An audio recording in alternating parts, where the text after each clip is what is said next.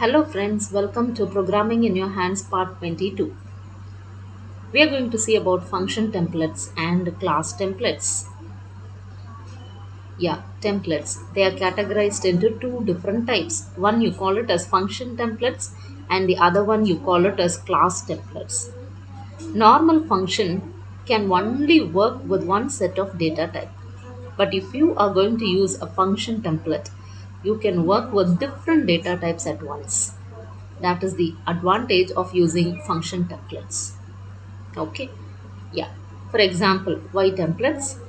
This is one function template. You can use just the keyword which is called as template. Within the angle brackets, you can use the class, and this t is going to be your data type. That is, it can be either int or float or double or long double, etc. etc. If you are not using this concept of template, here the return type is integer, here the return type is character, here the return type is float. The body of the function is going to be same. The function name is also going to be same. But you are going to write the same thing three times. To avoid these, you can just use a template. So you can reduce the number of lines in your program. The computation time also can be reduced using templates. Okay, fine. This is a simple program to illustrate the example of templates.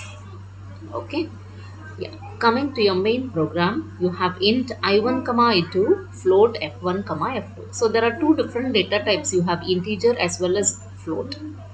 Now enter two integers. So I'm entering 5 and 10. You're going to find out which is going to be larger. Now you can use cout large of I1, I2. It will automatically search for the function with two arguments large. Yes, it is over here. But it sees something different.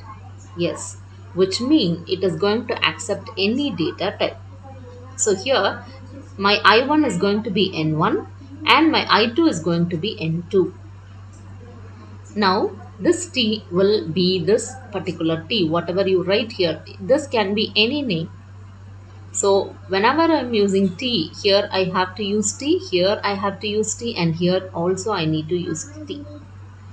Now once this N1 is assigned with the value of I1 and N2 with I2, it enters in. Now we are telling it to return. What to return? Using a conditional ternary operator, N1 is greater than N2. If the condition is going to be true, N1 will be displayed. If the condition is going to be false, N2 will be displayed. Okay, so now in this case 5 is greater than 10. The condition is going to be false. So the value of n2, that is 10, will be displayed. So in this case 10 is larger. So you will get an output as 10 is larger. Now you can see the compiler asking for enter two floating point numbers, enter two floating point numbers. You are entering 12.4 and 10.2 here. Now you are asking it to go to the same function large of f1, f2. You can see that the function name is same, only the template. Here you can see a t over here. Instead of float, you have t, which means it is going to accept any data type. So f1 is n1, f2 is n2. 12.4 is greater than 10.2. Condition is true. So n1 will be displayed. What is the value of n1? 12.4. So 12.4 is larger. So this is the use of function templates. Otherwise, you need to use int again for float. So you, instead of using int float separately for the same function, you are using t. That is, it accepts any data type using the keyword which is called template. And this is called class templates. So now you can see template class T. You have class A. Here you can see in your main program A, you have integer. So which means my T is going to be my integer now. So you can see D. D dot add. It automatically switches over here. You can see here everywhere T num1, T num2. Instead of int num1, I'm just writing T. So int num1 equal to 5. Rather than writing int, I am using t. t num2 equal to 6. So when it says d dot add, it automatically goes here. Num1 plus num2 will be added, so 11 will be my output.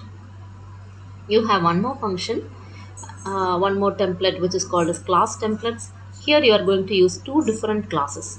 You have class t1 comma class t2, which mean you have int main, you have a class name which is named as a, but you have two different data types. You have integer as well as float, and you have the object with two arguments 5 comma 6.5. So it automatically search for a constructor with two arguments. You have a constructor here with two arguments t1 and t2. t1 is going to be integer, t2 is going to be float. So t1 x is going to be 5, y is going to be 6.5. So 5 is assigned to a, 6.5 is assigned to b. Now d dot display. So the values of a and b are, what is the value of a? 5 will be displayed, and comma, what is the value of b? 6.5 will be displayed. So this is another example of writing the class templates if you have two different data types. Hope you would have understood the concept of templates. Thank you.